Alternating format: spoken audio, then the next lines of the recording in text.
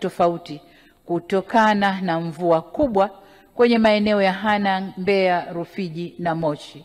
Kipekee nivipongeze vyombo vya ulinzi na usalama kwa kuwa mstari wa mbele na kushiriki katika uokoaji wakati wa maafa. Na vile vile walishiriki kwenye usambazaji wa mahitaji muhimu kwa waathirika.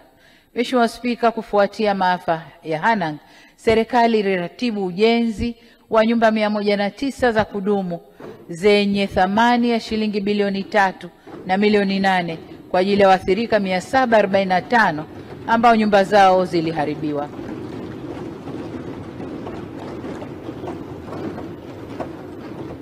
Pia nitambue mchango wa taasisi za kiraia, wafanya biashara na wananchi waliojitolea na kushiriki kikamilifu katika mazoezi ya uokoaji kama tulivyoona kwenye ajali ya ndege ya Bukoba, maporomoko ya Hanang' na kuanguka kwa jengo la Kariakoo.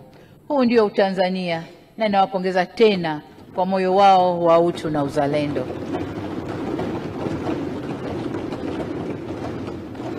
Mheshimiwa Spika, nilipoingia madarakani niliona haja ya kuhakikisha tunaendelea kujenga taifa lenye maelewano na maridhiano ili tuweze kwenda pamoja katika mwelekeo wa maendeleo. Dhima hili ni sukuma kubuni na kutekeleza falsafa ya R4. Tukiongozwa na falsafa hiyo ili tuelekeza kwenye mageuzi, maridhiano, ustahamilivu na kujenga upya, na tuliweza kuwaleta wadau wa kisiasa na wengineo pamoja na kufanya maamuzi na maboresho mbalimbali yaliyojumuisha na kushirikisha wadau wote.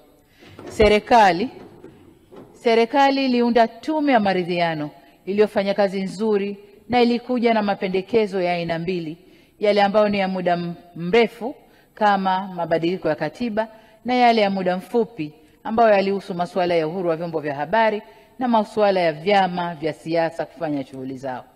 Mheshimiwa Spika, katika kutekeleza mapendekezo ya tume, serikali iliondoa mara moja zuio la mikutano ya hadhara kwa vyama vya siasa, na wote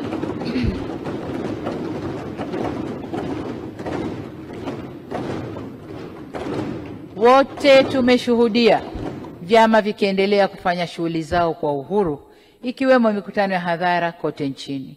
Vile vile Baraza la Vyama vya Siasa limefanya mikutano 6 na kutoa mawazo na ushauri uliowasilishwa serikalini kwa kufanyiwa kazi.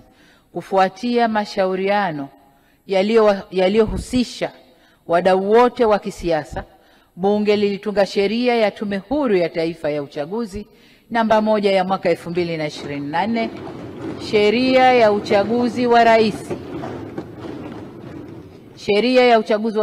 wa Bunge. Dataflow inakuletea uhuru wa kukamilisha chochote na internet ya uhakika. Kuwa hewani muda wote, popote ulipo, utakuwa na internet ya uhakika. Ni salama na huunganisha kwa haraka. Ina nguvu hata sehemu zenye msongamano. Pata data mtelezo yenye kasi kwa gharama nafuu. Wasiliana nasi. Tembelea tovuti yetu www.dataflow.co.tz.